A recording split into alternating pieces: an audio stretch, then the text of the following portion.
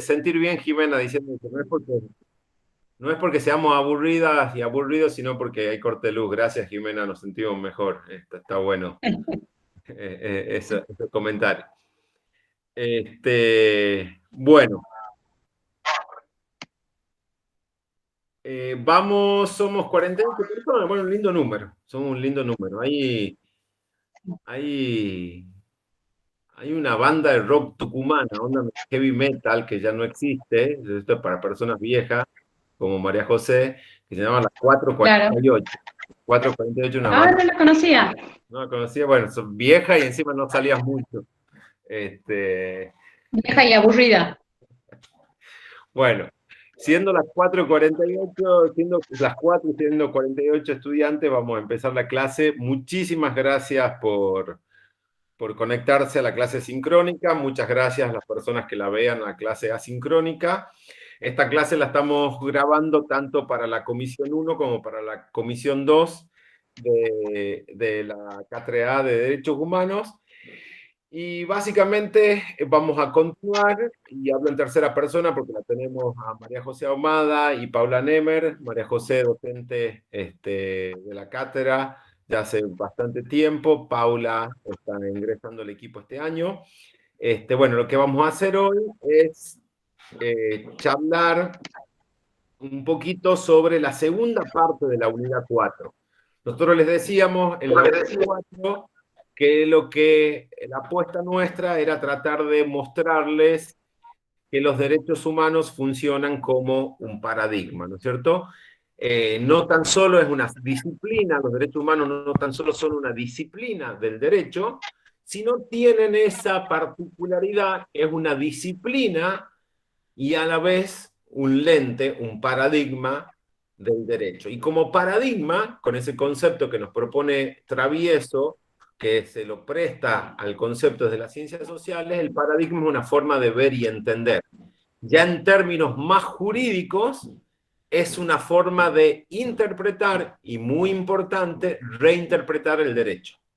Entonces nosotros en el sistema jurídico argentino tenemos un nuevo lente. ¿Se acuerdan? Yo les decía, ustedes iban a la librería jurídica y pedían el Código Civil. Bueno, ahora el Código Civil, le dan el Código Civil. Bueno, ahora el Código Civil tiene que venir con unos anteojitos. Unos anteojitos que son los anteojos con el cristal verde de los derechos humanos, ¿no es cierto? Es como cuando vamos a ver una película 3D. Ustedes van a ir a ver una película 3D al cine, no sé si han tenido la experiencia, y se sientan a ver la película 3D sin los anteojitos para ver películas 3D van a ver en 2 dimensiones. Si se ponen los anteojos van en 3 dimensiones. Bueno, esto el derecho nos regala a los derechos humanos como esa forma de ver y reinterpretar el derecho. Eso implica muchas cosas, diríamos, eso tiene una implicancia muy fuerte sobre derecho constitucional, en la forma que se enseña ahora, cuál es la estructura de la pirámide jurídica. Eso implica que en las diferentes ramas del derecho, disciplina del derecho, cuando vean laboral, vean transporte, vean civil 1, civil 2, civil 3, etcétera, van a ver derechos humanos involucrados. Y lo que implica también que no es declarativo esta cuestión de interpretar y reinterpretar, sino que los principios que están dentro de los derechos humanos, y ahí ya nos metemos, que están dentro de los derechos humanos, esencialmente el derecho internacional de los derechos humanos, hay principios interpretativos de la propia disciplina, pero principios interpretativos que van hacia todo el derecho. Tenemos principios, explícitamente principios, y después tenemos los derechos redactados. Esos derechos redactados operan como derechos en sí mismos y estándares, nosotros les llamamos, otra palabra técnica, estándares de derechos humanos, que funcionan como estándares y a la vez como principios también.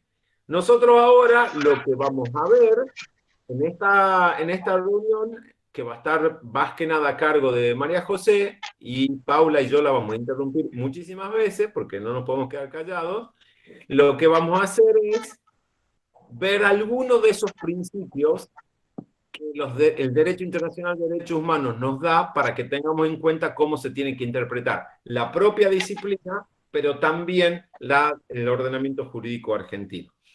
hasta ahí, ¿alguna pregunta, sugerencia o comentario? Si no, le damos paso acá a la colega amiga María José Omar. Bueno, mientras a alguno se le ocurre alguna pregunta, eh, yo voy a arrancar. Voy a poner un PowerPoint con la aclaración previa, que en realidad es más bien una ayuda a memoria o un disparador de ideas centrales, ¿no? Ni se preocupen por tenerlo porque es carente en sí mismo de contenido, eh, pero bueno, solamente para eso, para hacerles la aclaración nada más, ¿no? Voy a compartir pantalla, ahora cada tanto lo voy a dejar de compartir porque cuando comparto pantalla no lo puedo ver, creo. Entonces, la idea es que por lo menos podamos vernos las caras, ver las expresiones de cuando se duermen, y ahí hacemos una captura de pantalla. Bien, ahora voy a buscar. A ver dónde. Recién hemos practicado con Gabriel cómo yo iba a compartir pantalla, y a ver si me da la opción. Voy a compartir. Usted dígame si me ven, si se ve. A ver, Gabriel, vos me decís que se ve ahí el PowerPoint. Se está empezando a ver mejor. Si ves que se demora o que genera una demora en el audio, cualquier cosa lo desactivo, total no, tampoco es tan relevante. ¿Sí? Ahí se ve perfecto, ahí se ve. Bien. Bueno, buenísimo. Como les decía, Gabriel, la idea es en una parte de la clase de hoy, del encuentro de hoy, es hablar sobre esta cuestión de cómo el paradigma de los derechos humanos ha caído, aterrizó en nuestro país en conjunto con un conjunto de principios, de valores que funcionan también como estándares de interpretación, no solamente para los derechos humanos, sino también para todo el sistema de todas las ramas del derecho en general.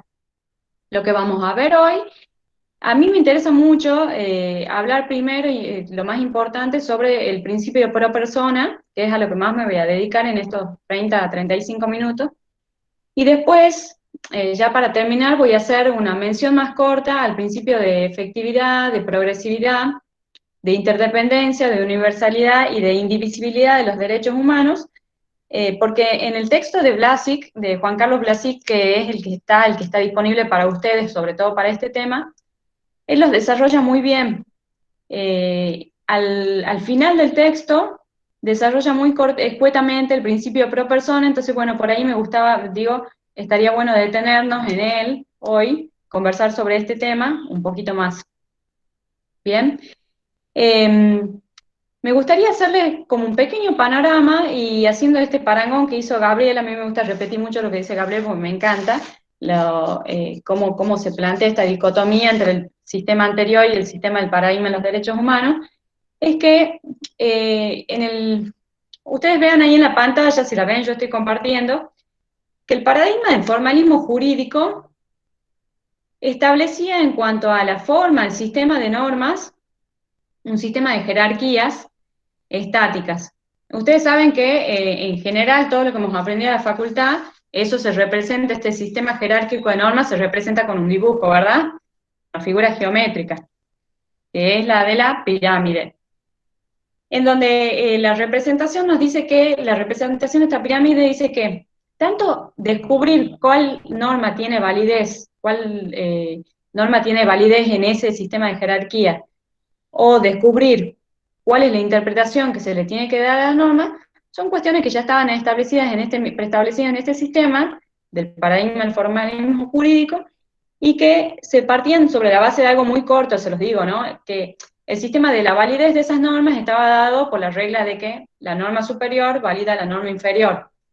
Y por eso es que se generó esta pirámide que parece que sube y sube y cada vez que aparece algo más se lo pone arriba o se lo pone de un costado abajo y lo vamos cargando a este sistema jerárquico y vertical de validez normativa. Para que una norma sea válida, tiene que haber otra de arriba que la valide y que así funcione.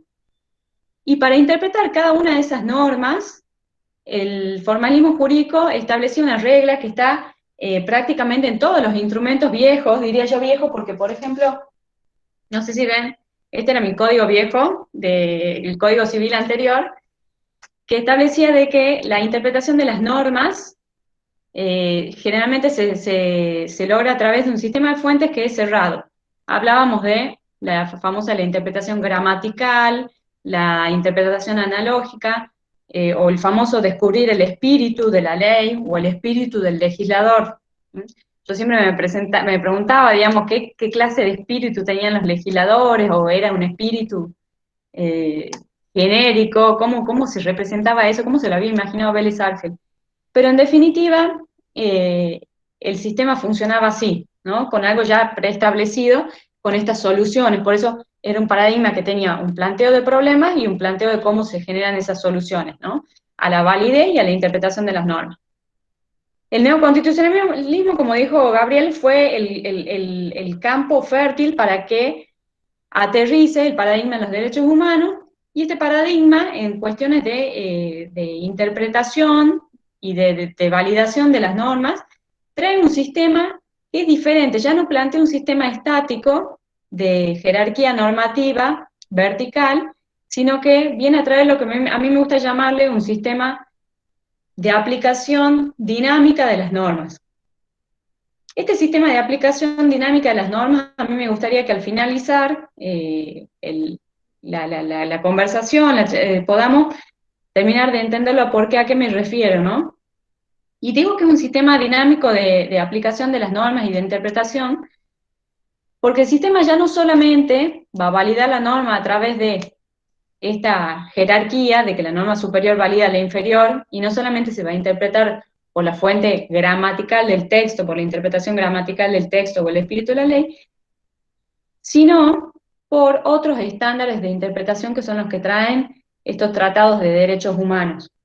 Y acá es a donde nos vamos a ir nosotros justamente ahora. Entonces, todo esto que irrumpe en nuestro sistema de Argentina, trayendo principios de interpretación, estándares de interpretación, se inserta en la pirámide, y de alguna manera yo me imagino como que empieza a remover, como un pequeño terremoto de las placas que se empiezan a remover a este sistema estático, donde estaba todo dado y todo preestablecido de cómo tenía que resolver el juez o la jueza, no tenía dudas de cómo resolver, bastaba que cumpla con eso. El paradigma de los derechos humanos hace una eclosión en este sistema y aparece el principio pro persona en nuestro derecho argentino. Esto ya era usado en el sistema interamericano, pero empieza a irrumpir. El principio pro persona es un concepto, no sé, algunos también me imagino que lo conocen como, tiene muchas formas de llamarse. A ver, quiero dejar de compartir ahí. Vamos a ir. ¿Ahí me ven? Bien. Perfecto, bien. Me gusta verlo un rato. Pero bueno, el principio de pro persona es conocido también por múltiples nombres. Se llamaba el principio pro homine, y después por una cuestión me parece genial, una cuestión de género, se orientó, digamos, a llamarse un principio pro persona, no tan pro homine. También se lo conoce como el principio de interpretación de la norma más favorable. Algunos lo llaman principio, otros prefieren llamarlo como un estándar de interpretación, porque entienden que en sí mismo no tiene un contenido sustancial, sino que es un estándar que siempre funciona, como decía Gabriel, con relación a los derechos contenidos en las normas. Bueno, lo cierto es que Mónica Pintos, que no la tenemos en el texto, pero que para nosotros en la cátedra es una de las personas, era decana de la Facultad de la UBA, que ha trabajado y ha escrito mucho sobre esta cuestión de los principios de interpretación. Ella decía que, y dice, que el principio de pro persona se refiere o tiene, digamos, un sentido y una explicación de que cuando nos encontramos en el caso concreto, si tenemos que interpretar la norma y resolver para el caso concreto, siempre tenemos que estar por la norma más favorable, o sea, por la interpretación, perdón, estar a la interpretación más favorable para la persona, ¿sí? ¿Hasta ahí me siguen? ¿Alguien? Bueno, no se los ven las caritas, ya han guardado los videos algunos, no hay problema. Pero bueno, cualquier duda me van haciendo preguntas si es que no si es que no se sigue el planteo. A ver, vamos a volver a compartir pantalla. Yo voy a seguir hablando. Ahí veo que algunos han aprendido, gracias. Eh, el principio pro persona, que dice Mónica Pintos, que es estar a la interpretación más favorable, nos dice, ¿qué quiere decir esto? Esto quiere decir una interpretación que va a funcionar en dos sentidos y establece como una suerte de regla para aplicar el principio. Dice, cuando estamos frente a casos en donde se trata de conceder derechos, o sea, de saber si el derecho que está en debate le corresponde a unos y también le corresponde a otros, o le corresponde un poco a uno, o le corresponde mucho, mucho más. Ante esos supuestos de casos, si hay duda, tenemos que optar por la interpretación que sea más extensiva, es decir, que reconozca mayor cantidad de derechos o en mejor calidad y cantidad ese derecho. Y les doy un ejemplo. Y acá, si se les ocurre algún ejemplo, también se les viene a la mente y les agradezco, me encantaría que lo comenten, que es el del matrimonio igualitario. El matrimonio antes del 2013, antes de que se sancione la ley de matrimonio igualitario, habían algunos juzgados que se empezó a litigar y decían, para poder, digamos, entender y conceder el matrimonio igualitario, decían, en la Convención Americana, el derecho a formar una familia dice que toda persona tiene derecho a formar una familia. Entonces lo que se plantean los jueces es decir, bueno, no, acá no figura si es hombre y mujer tienen derecho a formar una familia. Entonces, como no está distinguiendo, ante la duda, voy a estar por la interpretación más extensiva que le permitiría a las personas de igual sexo optar por la formación de una familia a través de la institución del matrimonio. ¿Me siguen? Entonces, esta interpretación pro persona le permitía al juez optar por una aplicación de la norma que no solamente le concediera el derecho a formar una familia al hombre y a la mujer, al varón y a la mujer, sino también a una mujer con una mujer y a un varón con un varón, por ejemplo. Eso es una interpretación pro persona, cuando se trata de conceder derechos. Ahora bien, esta regla pro persona funciona también cuando nos encontramos a casos en los que estamos planteando posibles restricciones a derechos. Es decir, los casos más feos, en que de repente ya sea el Estado reglamenta, establece una norma en la cual se restringe un derecho. Y dice Mónica Pintos, en estos casos es importante, como lo digo ahí, como está en la pantalla, dice, si se trata de restricciones hay que optar por la interpretación que menos restringe el derecho. ¿Mm? Es decir, encontrar aquella interpretación, si tenemos dos vías o dos formas de irnos por aquella que menos afectación a las libertades va a tener respecto a la persona que está implicada o que está sufriendo la afectación de derechos. Y acá les traigo tres ejemplos, que a mí me gusta mucho. El primer ejemplo, eh, si alguien no lo entiende, porque hago, uy, perdón, se me fue, hago un poco de penal, entonces por ahí capaz que esto es medio técnico, pero creo que lo entienden ustedes. El caso es el de la tentativa. En el derecho penal, y les planteo este ejemplo, ¿por qué? Porque es un tema que no está resuelto, que todos los días en audiencia lo debatimos y lo planteamos. ¿Sí? En el caso de la tentativa, de los delitos, es decir, cuando no hay una consumación, la norma dice que se va a reducir la escala penal, pero no lo dice claramente cómo. Y cuando el juez interpreta que se va a reducir de una determinada manera, tiene por efecto de que la persona puede sufrir una pena muy elevada.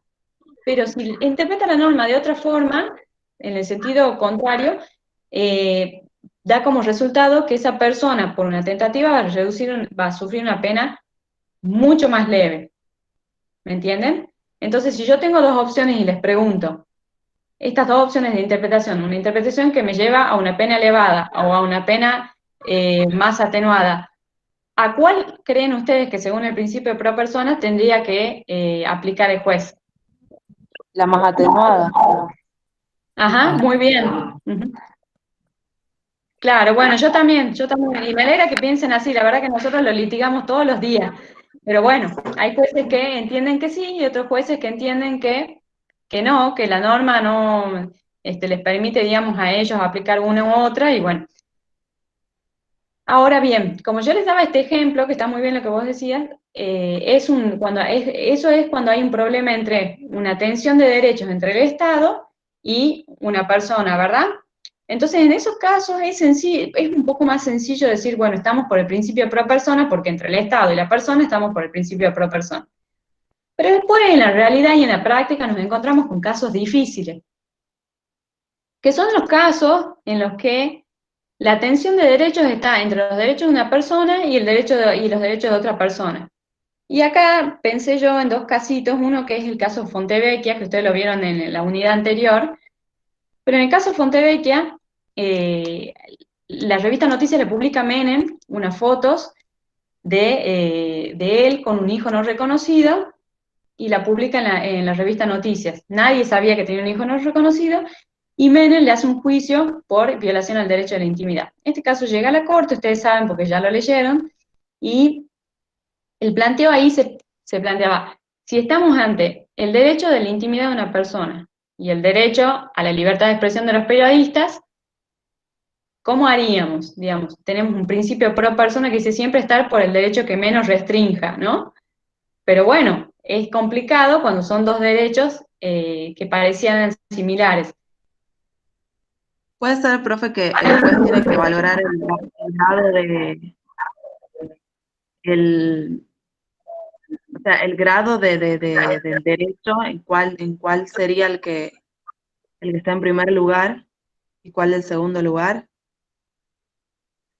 Claro, ¿te referís a como la intensidad de la restricción que estaría sufriendo cada uno? Exactamente, exactamente, que estaban los varios Ajá. grados, 1, 2, 4 creo que era.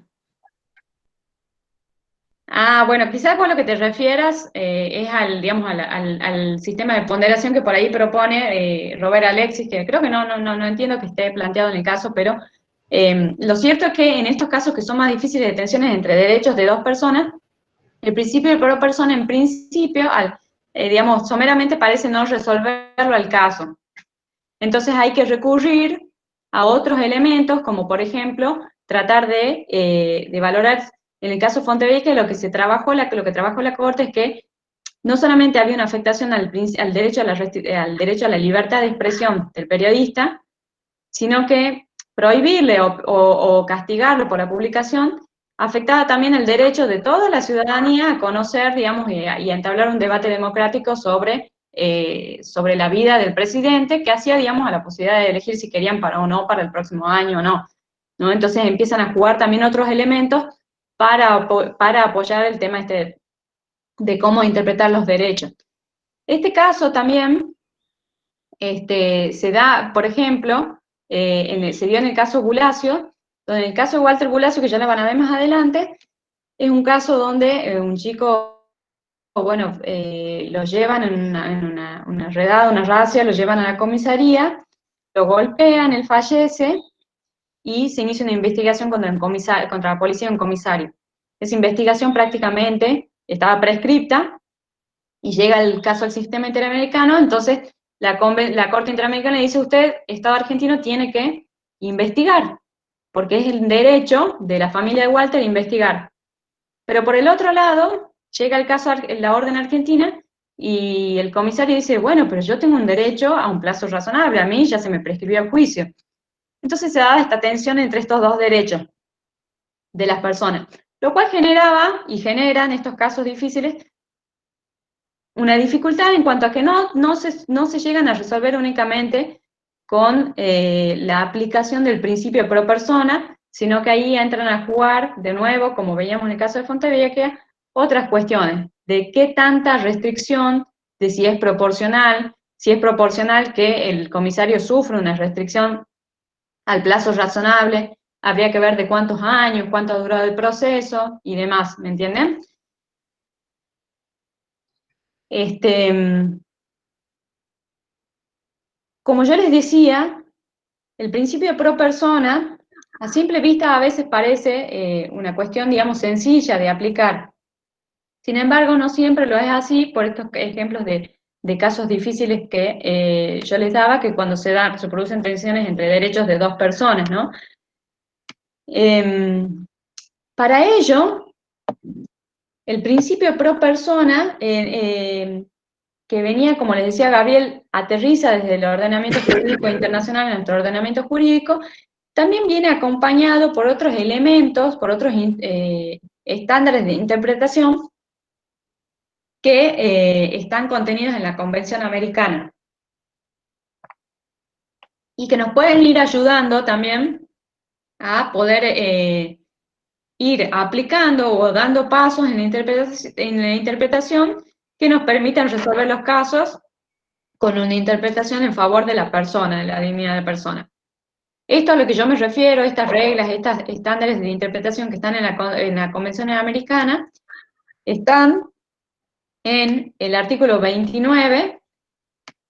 Este artículo 29, que yo les voy a mostrar ahora, lo escribí de una forma más sencilla, porque en realidad el artículo 29...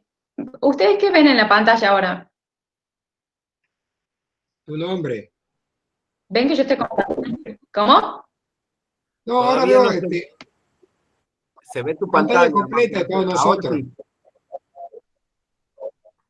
Ahora sí el artículo Ahora 29. se la ve, ¿verdad? Sí.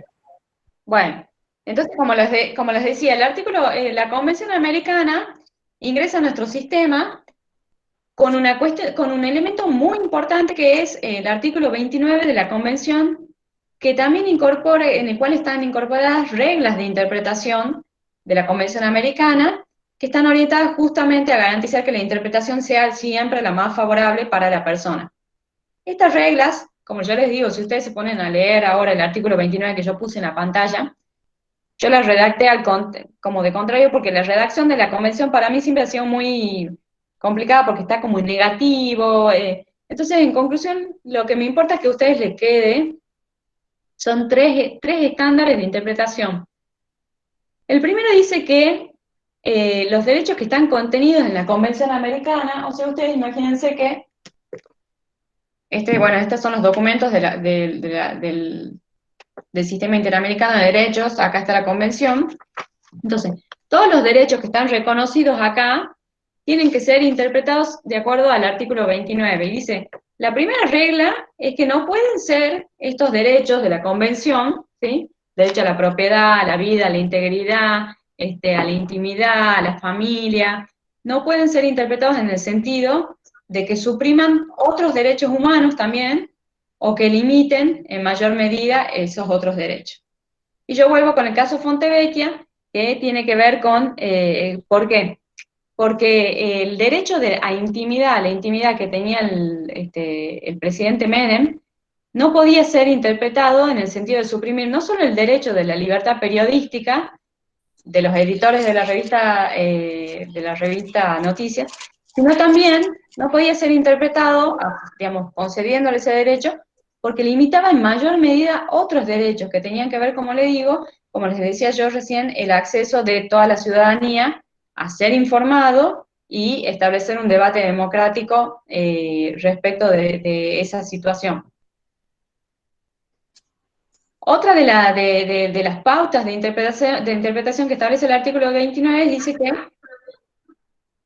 los derechos contenidos en la Convención no pueden ser interpretados en el sentido de que limiten otro derecho que esté reconocido en las normas mismas de un Estado, es decir, en las normas, ya sea Constitución, ya sea ley federal, ley nacional, ley provincial.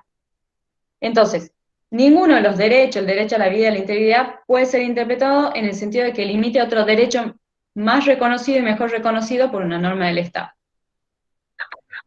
Yo les doy, ¿a alguien se le ocurre algún ejemplo?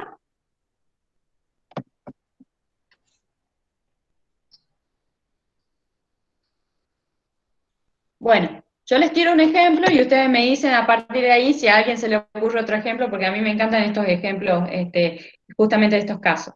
El caso Bayarri. El caso Bayarri es un caso en que llega a la Corte Interamericana, tiene que ver con otro presidente, porque a Macri, cuando él era presidente de Boca, lo secuestran. Muchos se acordarán, los más grandes, otros no, ni siquiera sabrán, lo secuestran y queda imputado en la causa un comisario, que después pareciera que lo hacen declarar, digamos, autoincriminarse, pero permaneció 13 años en prisión preventiva. Es un caso que hoy es un escándalo, sería un escándalo, ¿no? La prisión preventiva por 13 años. Cuando llega a la Corte Interamericana, el señor Barjarri él dice, esto es una locura, 13 años en prisión preventiva, cuando el máximo de prisión preventiva de la ley nacional era 2 años y medio. Y el Estado, muy pillo, le dice a la Corte Interamericana, le dice, mire, disculpe, en la Convención Americana dice que el plazo razonable está dado por, digamos, por la complejidad de la causa, que no es un plazo establecido, que no hace falta determinarlo. Así se excusaba el Estado. Y la Corte Interamericana le dice, mire, señor Estado, cuando el Estado ya estableció una regla, una norma, que es más protectora que la Convención Americana, que no establecida el plazo de 2 años y medio, no me puede alegarla a la Convención Americana si usted tiene una norma más protectoria, que era de que la prisión preventiva se limitaba hasta los 2 años y medio, ¿me entienden? Entonces, son pocos los casos, pero sí los hay, en que la norma, en que los estados regulan más y mejor un derecho que está contenido en la Convención. Entonces, es una de las situaciones excepcionales en las cuales yo diría que la norma la validez de la norma o la preeminencia de la norma genera un movimiento en esa pirámide. Es decir, ya la norma superior, que podría ser la convención, no es la aplicable o la válida, sino que el principio pro persona nos hace que vayamos a preferir una norma que en el ranking o en la estructura jerárquica era inferior. ¿Me siguen? Eso es quizás uno de los movimientos más interesantes que generó el paradigma de los derechos humanos en cuestiones del orden normativo argentino. Y la otra regla de interpretación, que está muy buena, es que dice que los derechos que están contenidos en la Convención no pueden ser interpretados en el sentido de que excluyan otros derechos y garantías inherentes al ser humano. Otros derechos y garantías inherentes al ser humano, dicen. Como si eso, digamos, no se define cuáles son, pero deja una puerta abierta. Es decir, la Convención de alguna manera dijo, bueno, miren, nosotros creemos que del artículo 1 al artículo 28 tenemos tales derechos humanos. Ahora, si de repente entendemos que existe otro derecho humano, bueno, también tenemos que reconocerlo, ¿sí? Y aplica la convención en ese sentido. Y el ejemplo es el caso de Velázquez Rodríguez. En el caso de Velázquez Rodríguez, que tiene que ver con los desaparecidos en Honduras, aparece el tratamiento y la Corte desarrolla el concepto de derecho a la verdad. Es decir, el derecho a la verdad decía, los familiares, si bien los familiares tienen derecho a conocer lo que pasó, ¿sí?, con el destino de los cuerpos de sus familiares desaparecidos, de las víctimas desaparecidas. Y desarrolla todo un concepto del derecho a la verdad que no existía en la Convención Americana, ¿sí? ¿Con esto qué quiero decir? Que él interpretó la Convención Americana teniendo en cuenta un derecho que no existía, pero que es inherente a la dignidad de la persona humana, que tiene que ver con conocer, saber el destino de los restos de un familiar. Este artículo 29, como les digo, viene a complementar y también hace al principio de interpretación o al estándar de interpretación pro persona, ¿sí? Yo no sé si a alguien se le viene a la mente algún caso o algún ejemplo que me quieran comentar. ¿Qué opinan? Por ejemplo, ¿piensan en alguna situación en la cual conocen que haya una norma nacional o provincial que sea más protectora? ¿Les ha tocado, por ejemplo, en alguna materia de primer año, de segundo año, ver una norma que les parece que era súper protectora? Súper protectora le digo yo como, bueno, en poco término jurídico. Esto pasa y sobre todo porque la Convención Americana de Derechos Humanos es un texto que que reconoce derechos, pero cuya redacción es sumamente amplia, ¿sí? Entonces, por suerte, digamos, en el caso en Argentina se reglamentan muchas leyes nacionales, por ejemplo, la 26061, que es de protección integral de los derechos del niño, también establece pautas mucho más protectoras, en algunos casos, que el Tratado Internacional de los Derechos del Niño. Entonces, en ese caso, yo ahora no tengo presente, pero sí nos ha tocado en audiencias alegar, digamos, y pedir la aplicación de la ley nacional, a pesar de que el tratado no reconocía tal derecho o tal aspecto de un derecho, ¿me entienden? Y es interesante porque también, bueno, esta cuestión, digamos, de alegar y poder explicar por qué preferimos la norma nacional cuando hay una norma jerárquicamente superior que a partir de la Constitución del 94 se supone que tiene jerarquía igual que la Constitución. Cuando yo les hablaba del principio, un poquito cerramos con este artículo 29, que es importante que ustedes lo lean, lo relean, lo apliquen, lo utilicen. Cerrando esta idea y pasando a lo que quiero pasar, les decía que yo me refería a que el principio pro persona es un principio que resuelve o que trae una solución, un estándar de interpretación cuando hay situaciones de restricción a los derechos, ¿sí? Esta cuestión, si bien parece sencilla, pero no siempre es fácil poder determinar cuándo hay una restricción a un derecho y cuándo esa restricción podría o no ser razonable. Entonces, este planteo que yo les hacía al principio de pro persona también nos lleva a pensar de qué hablamos cuando hablamos de restricciones. ¿Alguien se le ocurre cuál podría ser la diferencia entre reglamentar un derecho y restringirlo?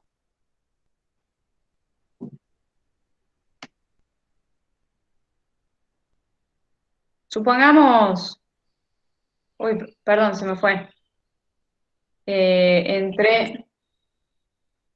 Estoy con la pantalla trabada, a ver, que no los veo ahí. Se mueve la pantalla, el PowerPoint. Ahí ya no está mal PowerPoint. Sí, Bajó. ahí lo dejé de presentar. Pero a alguien se le ocurre un ejemplo de reglamentar un derecho. Supongamos que hablamos de el derecho a la propiedad. Sí. ¿Qué podría ser el derecho a la propiedad, una reglamentación?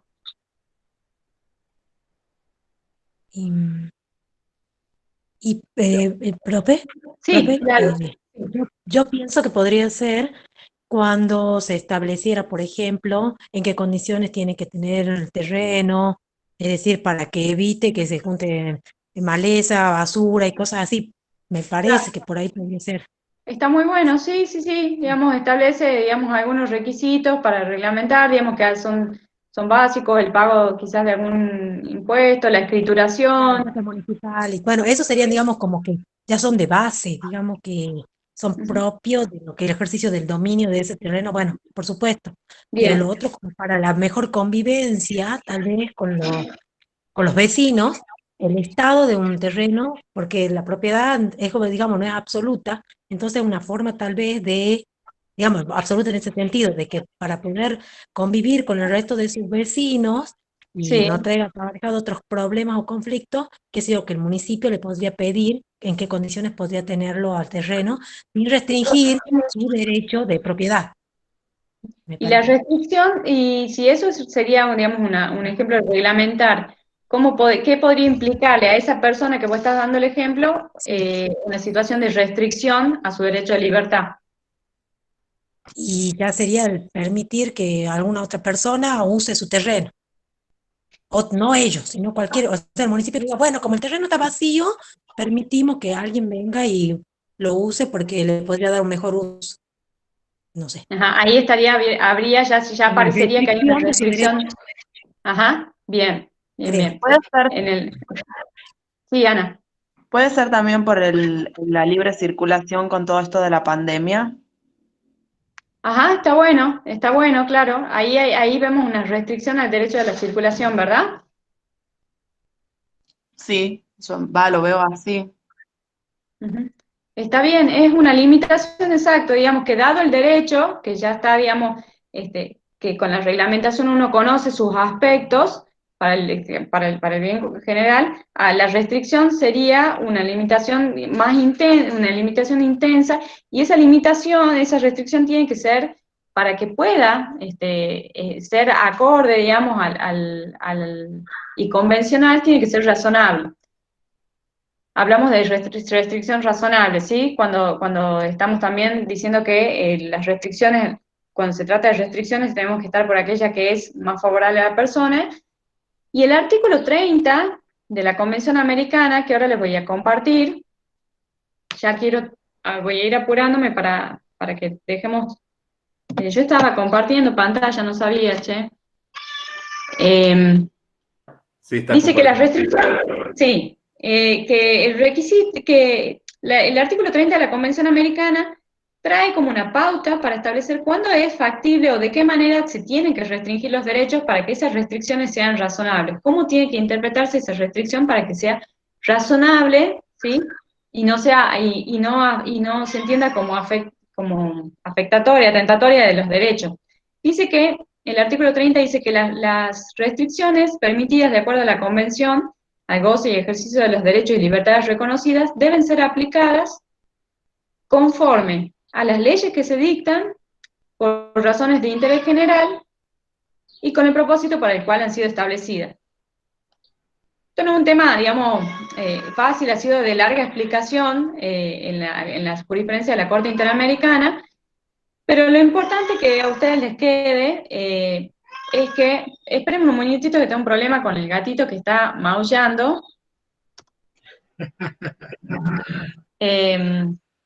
Bueno, voy a hacer el famoso grito, Gus.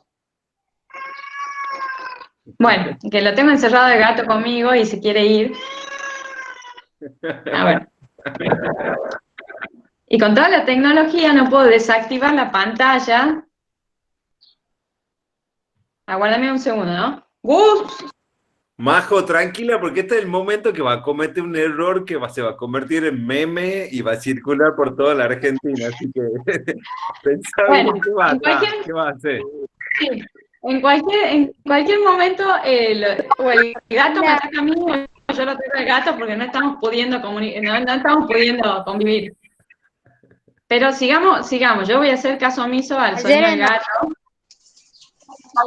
y vamos a seguir. Entonces yo les decía que lo importante que les quede, digamos, del artículo 30, que me encantaría que después lo abran a la convención y la puedan leer, es que la restricción para que sea razonable primero tiene que ser establecida por ley, ¿sí? En ley en sentido, digamos, de que sea dictada en un espacio parlamentario o legislativo que cumpla con las formalidades, pero sobre todo porque es en el espacio digamos, en el espacio, lo que llaman el espacio parlamentario, donde se lleva el debate democrático. ¿Qué hay ahí donde están los legisladores y las legisladoras? ¿Qué representan ellos? Y representan a la población en general. Sería el caso de la expropiación. Bien, algunos representan a las... Sí.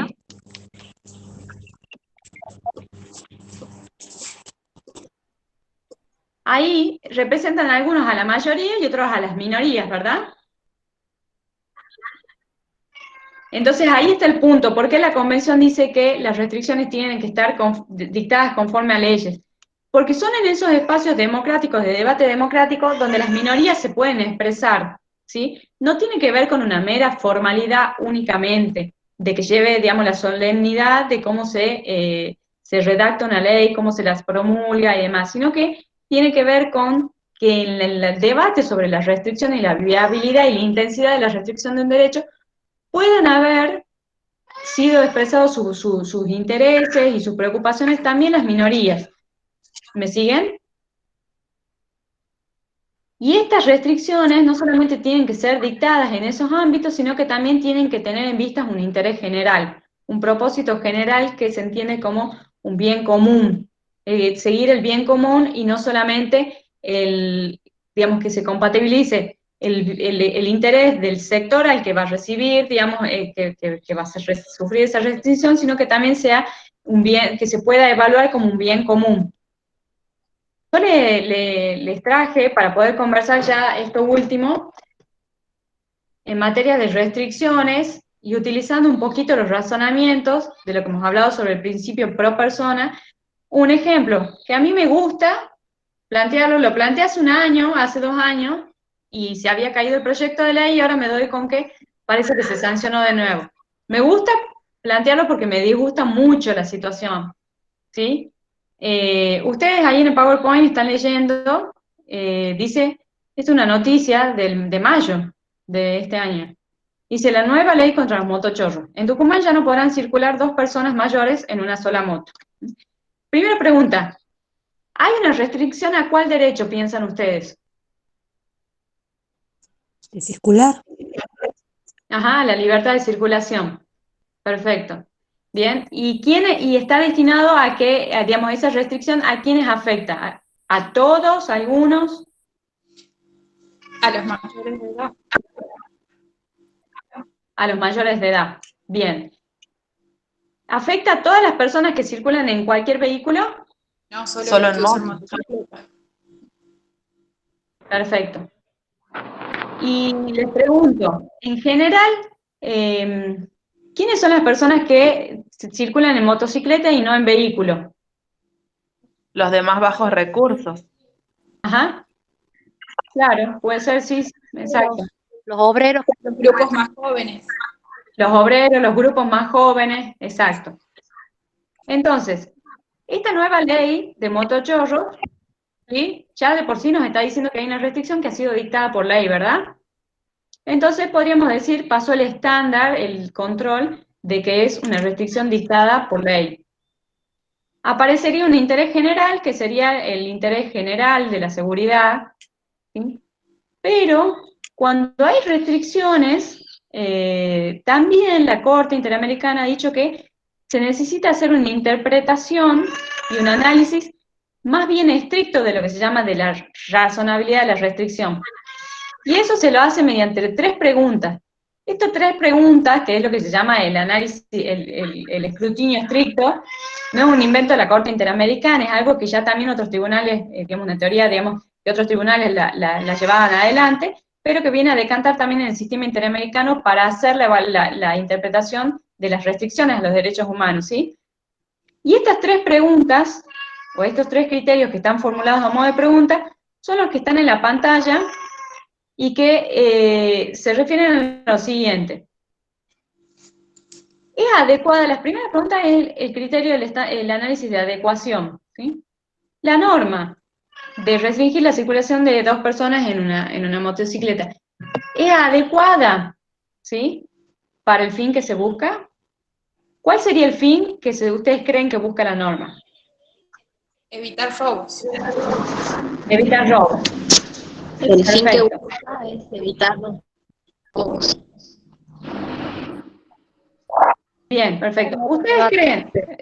Pero no es adecuada porque lo mismo puede pasar de que vaya una sola persona en una moto y van 2 motos, es decir, 2 personas en 2 motos diferentes y te roban igual. Está muy bien. O te Bien, roban bien. personas que andan en autos.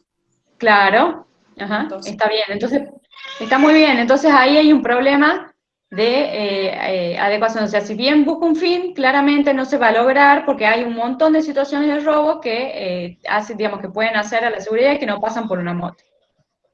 Entonces, digamos, primer nivel de análisis. El segundo, esa medida es idónea, es decir, es estrictamente necesario prohibir la circulación de esas 2 personas si supongamos que los índices de criminalidad estuvieran súper comprobados, súper testeados, de que solo se roba con moto, ¿sí? De que los robos solo suceden con motos y 2 personas. ¿Sería estrictamente necesario prohibir la circulación o se podría lograr el control mediante otros medios? ¿Se les ocurre alguno alternativo? Sí, solicitando los papeles que tiene que corresponder a la moto en la que circula cada persona.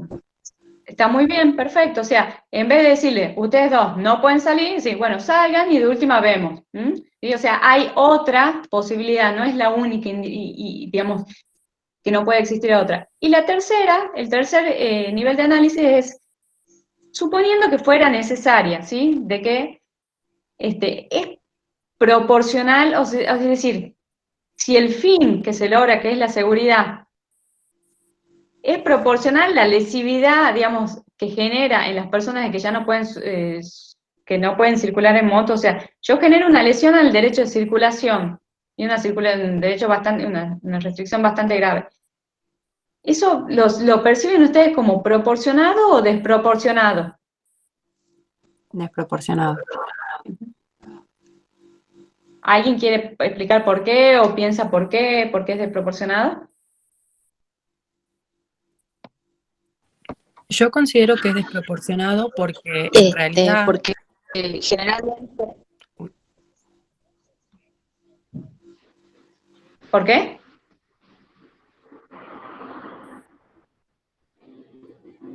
Alguno iba a hablar. Jimena, te cortó cuando estabas hablando. Doctora, perdón, ¿me me quedé escucha? callada porque Sí, justo empezó a Jimena. hablar una compañera. Ah, Jimena.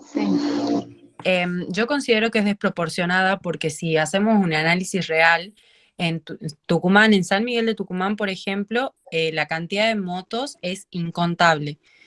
Y no sé hasta qué punto realmente, si bien hay una preeminencia porque los robos ocurren a través de los arrebatos de personas que circulan en las motos, hay un montón de personas, y me atrevería a decir que un 70% de las personas circulan porque es el medio más económico quizás que hay para moverse dentro de la ciudad, y las personas de más bajos recursos, para poder tener acceso a un vehículo, el vehículo más económico quizás es una moto. Entonces, para mí no es proporcional. Está muy Claro, bien. quizás también es un medio de movilidad que tienen dos personas para ir a su lugar de trabajo. Entonces no solo se está quitando la libre circulación, sino también que no pueden trabajar. Está muy bueno lo que ustedes dicen, porque de repente ustedes descubren que me plantean que la restricción de un derecho a la circulación impacta en el derecho, en otros derechos, ¿sí? Que en el derecho también, por ejemplo, del trabajo, ¿sí? A ganar dinero y tener una vida digna sobre la base de ese trabajo, de ese trabajo, y está muy bien, está muy bien. Lo importante que me gusta mucho, porque a mí yo les digo, esto se declara inconstitucional, lo derogan, después lo vuelven al año siguiente lo vuelven ¿cómo se dice? A reglamentar, a sancionar, y aparece, yo todo el tiempo pienso que la dan de baja o no, entiendo que está vigente la norma, pero lo Doctora, importante, sí. doctora, otro caso que me parece irracional, desproporcionada la regulación, es en cuanto al ejercicio de la profesión de escribanos. Te dan dos soluciones que son inviables, por lo menos en Salta, que es rendir un concurso de oposición a antecedentes, que tenés que reunir puntaje, después vas y desaprobas. Y después la otra es una adjunción por 10 años. Está bien, el colegio de escribanos lo regula, porque así lo dice la provincia, que son los dueños de los registros notariales. Pero el tema es de que los únicos que pueden terminar ejerciendo son los hijos de los escribanos, que son los únicos que aprueban, o los únicos que pueden trabajar con el papá o la mamá en un estudio notarial. Me parece bien que lo regule, porque es un colegio profesional que aglutina y vela supuestamente por los derechos de los escribanos. Entiendo que es una cuestión política, económica, que hay un sistema latino de registros, pero el tema es de que no dejan ejercer y avasallan los derechos al trabajo y ejercer una profesión lícita, y tenemos un título habilitante como ser, en el caso de escribanos, y no podemos ejercer. Está muy bien, de hecho esto que vos decís, digamos, también se dio, digamos, de una manera quizás más intensa, porque se ve una afectación más grave de los derechos a un derecho humano, que era el tema, digamos, de un famoso caso de la colegiación obligatoria de periodistas en Costa Rica, que se discutía esto, si todas las restricciones que se le ponían a los periodistas era razonable o no para garantizar la libertad de expresión. Pero bueno, es importante que ustedes descubran que este análisis de razonabilidad de las restricciones tiene que también estar, como ya les decía al principio, iluminado por el concepto, por la idea de este estándar de interpretación del principio pro persona, y sobre todo en los casos en los cuales pareciera haber una vulneración a un grupo específico de personas. El caso de los motochorros, como ustedes dijeron, a ver, está por demás decir que son personas que lo que va a perseguir la policía con esta ley son las personas jóvenes, de barrios pobres, de tez morena, y que va a ser un elemento de control policial y de violencia institucional. Entonces, bueno, es importante aprender a hacer estos controles de razonabilidad. Un poco, ya digamos, terminando yendo para la última parte, yo les decía que teníamos el principio pro persona y otros estándares que en el texto de Blasik los define como caracteres de los derechos humanos, pero que al mismo tiempo esos caracteres o esas identidades propias de los derechos humanos funcionan como técnicas de interpretación, como estándares de interpretación. Los otros, aparte del pro persona, es el carácter de la efectividad de los derechos humanos, que dice que el derecho humano tiene que existir, digamos, y estar en la normativa de manera que pueda ser efectivo su goce. Y que para que sea efectivo el derecho humano es necesario que los estados generen un sistema que permita garantizar la exigibilidad de esos derechos. El caso, por ejemplo, Hermegian, que lo contó, creo que lo contó Gaby, que fue precedente y lo vieron en la unidad anterior, a la reforma constitucional, es un caso de justamente de efectividad, porque era un derecho de rectificación y respuesta que estaba en la Convención Americana, pero no regulado en nuestro sistema nacional. Y el paso que da la Corte de la Nación es decir, bueno, esto está sobrevolando en un tratado que nosotros hemos reconocido, entonces tenemos que hacerlo efectivo. Para hacerlo efectivo le tenemos que permitir al señor Hermegian que se presente, que nos dé el amparo, y habilitarlo a nosotros resolver ese amparo, ¿sí? Darle la posibilidad de resolverlo, porque eso hace la exigibilidad del derecho. En el caso Quispe Castro también pasó algo similar, que tenía que ver con la posibilidad de exigibilidad del derecho a la vivienda. Y es un caso que fue, la verdad que un hito en la Corte de la Nación, porque es una señora que llega digamos, a reclamar su derecho a un acceso a una vivienda digna. El principio de progresividad nos dice de que los derechos humanos tienen que tender a avanzar. Y cuando el Estado avanza, no puede retroceder en ese reconocimiento de los derechos humanos. Y esto es un tema que se desarrolla mucho y se debate mucho en materia de los que son los derechos sociales, económicos y culturales.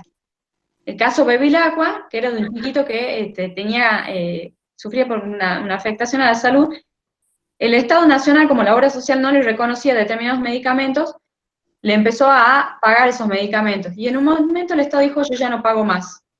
Y la Corte de la Nación le dijo, no, señor Estado. Y el Estado le dijo, bueno, pues si yo no era el responsable, era la obra social. Y la Corte de la Nación le dijo, mire, este reconocimiento del derecho a la salud que usted hizo respecto al chico, usted no puede volverse para atrás, porque es un derecho fundamental. Usted si avanzó y reconoció que tenía plata y dinero para eso, no puede volver para atrás, ¿sí?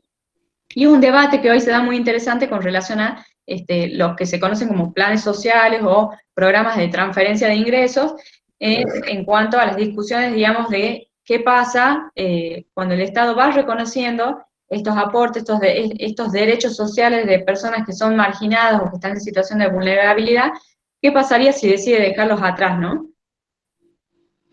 En cuanto a la interdependencia de los derechos humanos, Blasik dice que la interdependencia significa que, ustedes lo dijeron recién, el derecho a la circulación, por ejemplo, de las personas con moto, afecta su derecho, por ejemplo, al trabajo y al desarrollo personal de esa persona.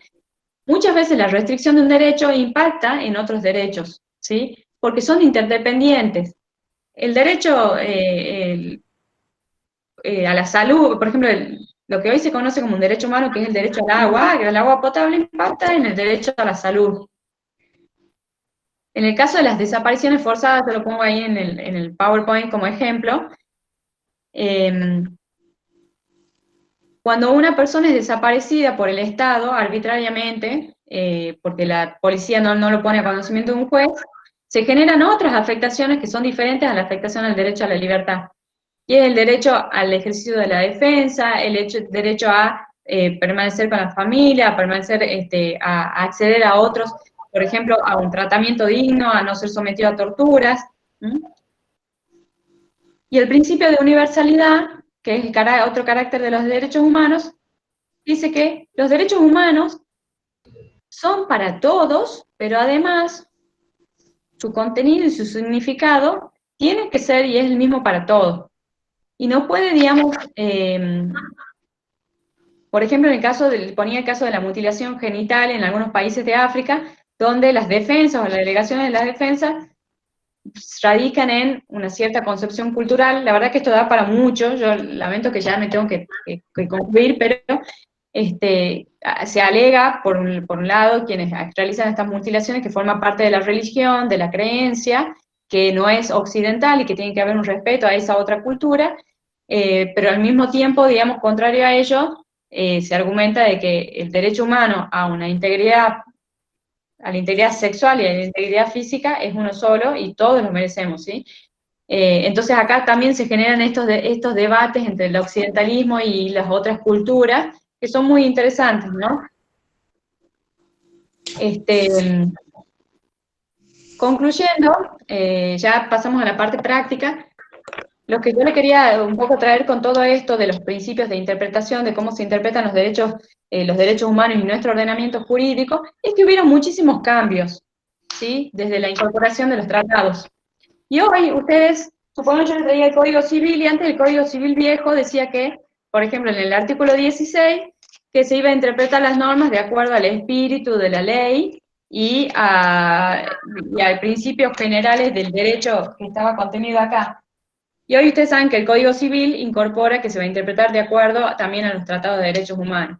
Y así el Código Procesal de la provincia, así el Código, el proyecto del Código Penal, que empieza a traer artículos donde los mecanismos, los métodos de interpretación, vamos a empezar a ver referencias a los métodos o a los estándares de interpretación propios de los tratados de derechos humanos, ¿sí? Entonces ya no es solo una cuestión de la convención, sino también que se ha ido permeando esos sistemas de interpretación en nuestras normas nacionales. En conclusión, esto que yo les decía, de que el principio pro persona y estos principios de interpretación han venido a remover estas estructuras jerárquicas y verticales de validación y de interpretación, en definitiva a mí me representan un sistema de interpretación más bien dinámica, que a mí me gusta mostrarlo, no tanto con una imagen piramidal, sino que en la praxis se da de otra forma el razonamiento y la interpretación de los derechos humanos, y que es una interpretación más bien dinámica, en donde se me fue la pantalla, ahí está, bueno, la ven ahí, ¿no? Bueno, en donde la dignidad, el concepto de dignidad y el principio pro persona y los otros principios de interpretación funcionan como eje o como pivote alrededor de todas las normas, ¿sí? Y si bien cada norma tiene su regla de validación entre ellos, para el caso concreto, ¿sí? La norma que va a tener preeminencia y que va a tener aplicación y el modo de interpretarla va a depender de cuál sea, ¿sí? El principio, digamos, la interpretación más favorable para la persona, principalmente, ¿me entienden? Que puede llegar a ser, en algunos casos, el tratado internacional, la norma que contiene el tratado internacional, o quizás la norma provincial que resultó que sea más protectora. Creo que para mí eso es lo más impactante del paradigma de los derechos humanos. Con esto, digamos, termine yo, y los invito, bueno, a que pasemos a la última partecita práctica, con Gabriel, que nos va a plantear el trabajo práctico. Y aguárdenme que tengo que dejar de compartir pantalla, pero no sé cómo. Ahí está. Listo. Bueno, muchísimas gracias, Majo. Ha sido un éxito en la clase, sobre todo en el ruido de fondo con el gato. Le daba todo así el ámbito psicodélico, diríamos. Interesante, interesante. No, bien. Muchas gracias y súper claro. Espero los ejemplos que ha dado y los análisis son buenísimos. Yo por lo menos le disfruto mucho a la clase y a la participación. Buenísimo escuchar las participaciones. Lo que vamos a intentar... Gracias ahora por participar. De fondo ahí escuchan una moladora de mi vecino que está cortando un hierro, así que bueno, pasamos del gato a la moladora. Bueno, lo que les vamos a dejar es una actividad práctica. Ustedes van a ir al aula virtual, y al final de la unidad 4 les proponemos para provocarles más participaciones. Ustedes saben que estos trabajos prácticos no son obligatorios, pero les va a ayudar a bajar lo que vienen estudiando, lo que vienen escuchando, lo que se viene debatiendo, algo más actual y directo. Ustedes van al fondo y está marcado como actividad práctica. Ustedes cliquen en la actividad práctica y está la consigna que les pide que vayan a un link. Y la idea es que ustedes argumenten en una carilla su posición sobre la medida que había tomado el gobierno y que después desistió. Básicamente es una noticia del diario El Cronista, y la noticia explica que el gobierno en un momento dado, el gobierno nacional en un momento dado de la lucha contra la pandemia, había hecho una propuesta o había esbozado una propuesta de ejercer un mayor control sobre el sistema de salud privado, ¿no es cierto? Y eso generó un montón de debates. Nosotros acá lo que queremos es que argumenten, que piensen, que se interpelen ustedes con lo que vienen escuchando en la unidad 4, pero también escuchando y leyendo en la unidad 4, pero también en lo que vienen desde el principio, y con todo su sentido común y su conocimiento jurídico,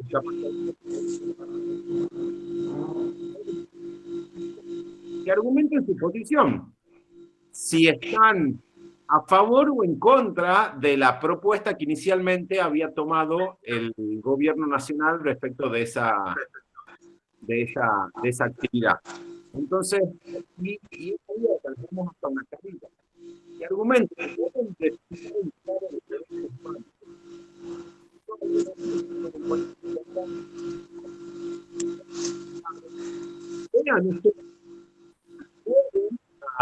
a pensar una problemática desde la perspectiva de derechos humanos. Lo que nos interesa en este ejercicio no es tanto la respuesta correcta, sino nos interesa más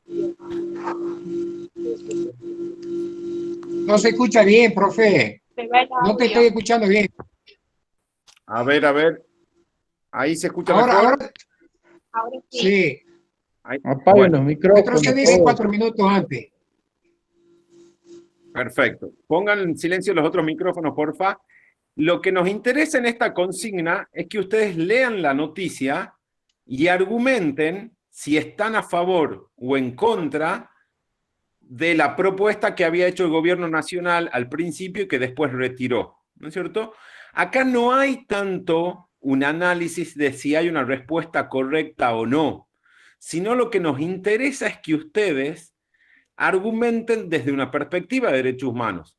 Ustedes pueden argumentar que les parece equivocado lo que el gobierno había propuesto con argumentos de derechos humanos, o pueden considerar que les parecía apropiado, o hasta pueden considerar que había una forma intermedia o una alternativa intermedia.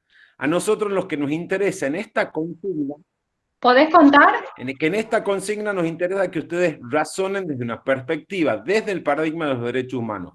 No nos interesa tanto que ustedes se esfuercen por decir, esta debe ser la respuesta correcta que me están pidiendo. No, acá es el argumento, la mirada, la perspectiva de derechos humanos que ustedes pueden llegar a dar utilizando la unidad 4 y la bibliografía, pero también lo que han estudiado en la unidad 1, en la 2, la 3, y también sus conocimientos sobre el tema, ¿no es cierto? Sobre el conocimiento que puedan tener o no sobre el tema, sobre otras ramas del derecho, etc. Es eso lo que queremos que pongan en juego. Les pedimos solamente una carilla. para que vayan directamente al punto. Yo pienso que desde una perspectiva de derechos humanos esto es correcto porque A, B, C, D y F. O esta propuesta era incompleta, o esta propuesta viola determinados derechos. Veamos cómo juegan. Gaby, ¿querés contar cuál Sí, era antes de contar el caso? caso, les damos tiempo hasta el domingo a las 12, hasta las 11:59 para que suban su respuesta. Cualquier cosa nos avisan, tratemos de, no vamos a extender plazos por extender, pero nos avisan. Acuérdense que no es por nota, sino más bien una cuestión conceptual y de ejercicio. Y el caso es justamente una propuesta que había ensayado el gobierno de ejercer mayor control sobre el sistema de salud privado, de las obras sociales, para atender cuestiones relacionadas al COVID y la pandemia. Entonces, esto es una nota del Cronista, del diario El Cronista, y había el gobierno hecho esa propuesta. Después el gobierno decide volver atrás. Y eso generó mucho debate y perspectivas, diríamos, que cada uno puede llegar a tener. Entonces queremos que razonen sobre esa noticia. Yo lo he leído, vos decís la noticia de esa, digamos, que querían declarar el sistema de salud, digamos, todo el sistema de salud público y privado como de interés público. Sí, claro, o sea que, cuando, claro, que si supongamos que la gente que ha pagado la obra social de repente tiene que tolerar que se haga uso, digamos, de esos servicios que él ha pagado, de esos lugares, de esas clínicas también para lo que la provincia, para lo que la nación decida. Exactamente.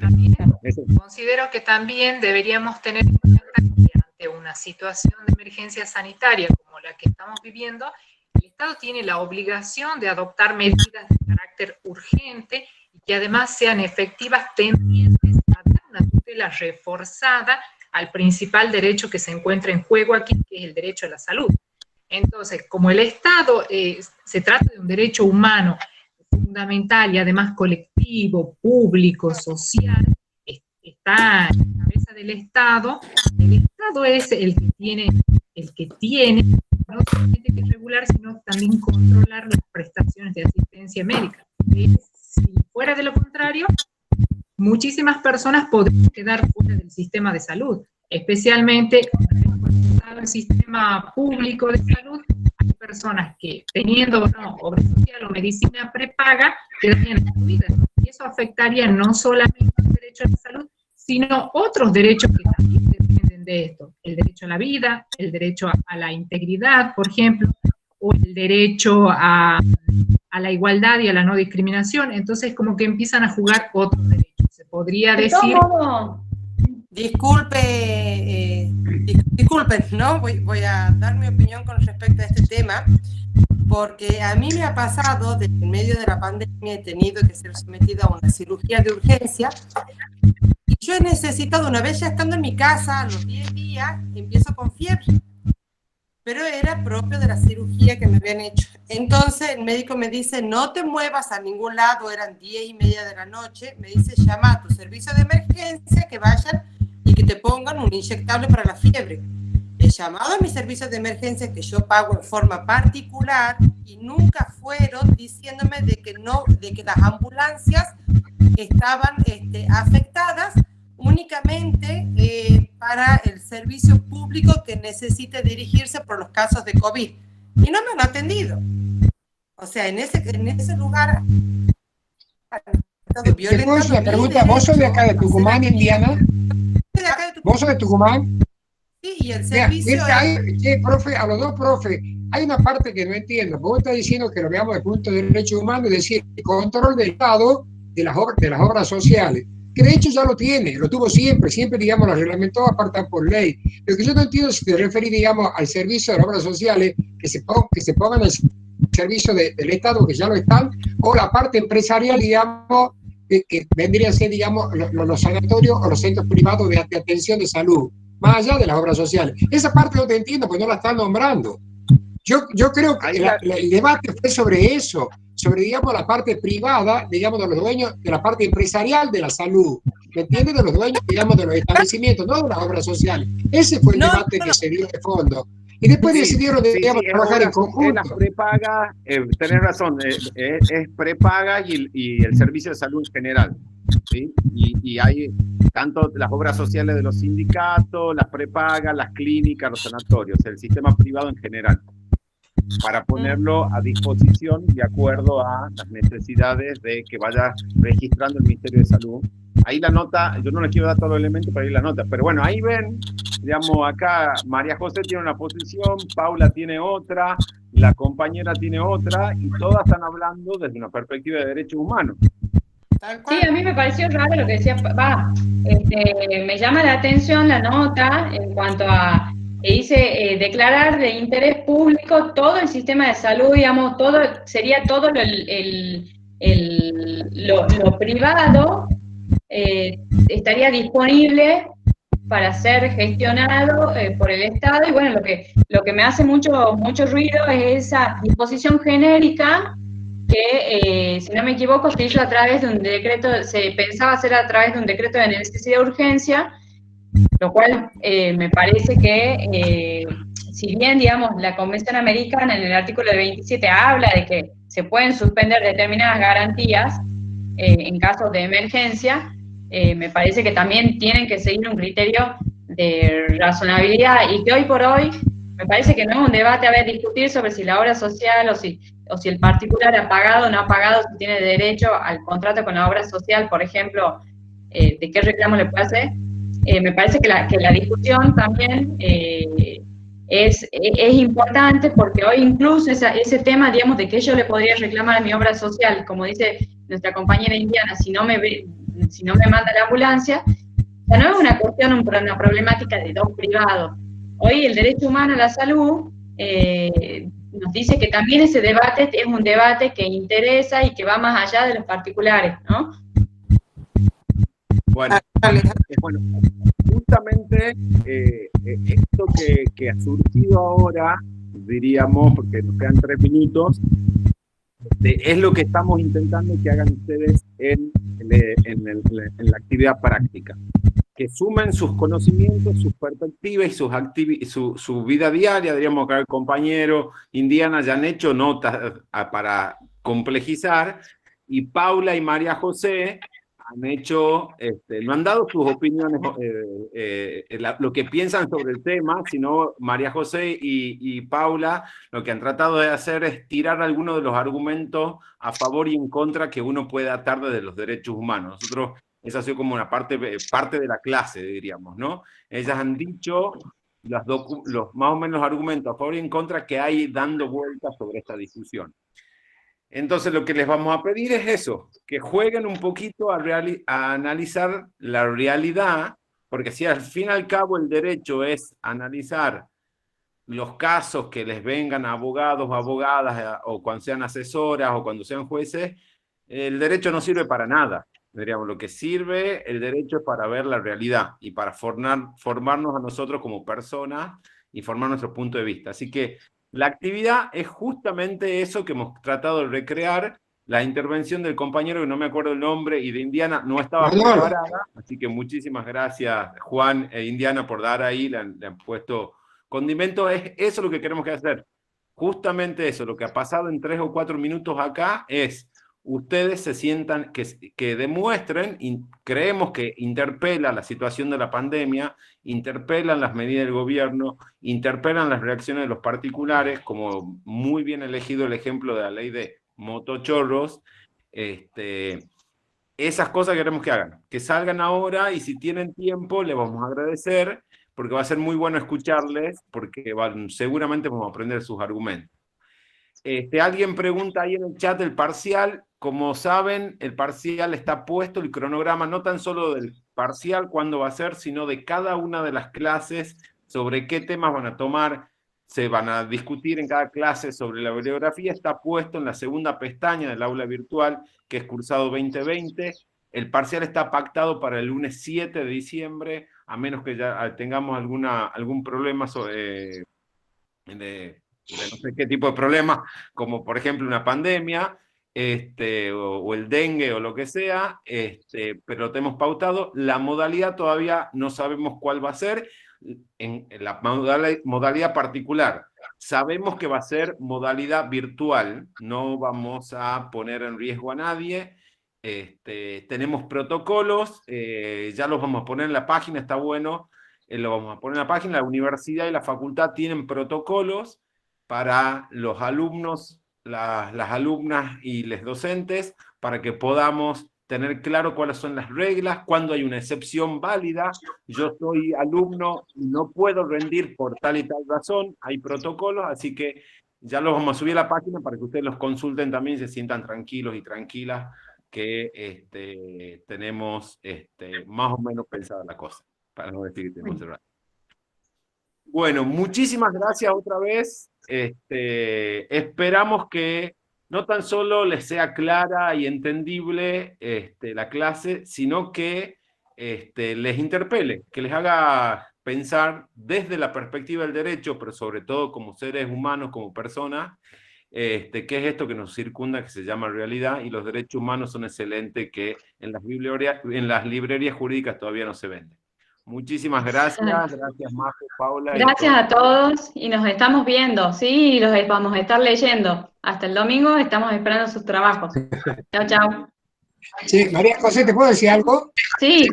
¿Puedo hacer un comentario? Sí, María José, ¿te puedo hacer un comentario? Sí. ¿Quién? Vos que tenés razón, digamos, todos los temas que ha tocado, digamos, interesante todo, pero siempre lo decía, da para más, y es cierto, todo da para muchísimo más, y lamentablemente, digamos, el tiempo es corto, pero todos los temas que ha tocado da para mucho más, da para muchísimas interpretaciones.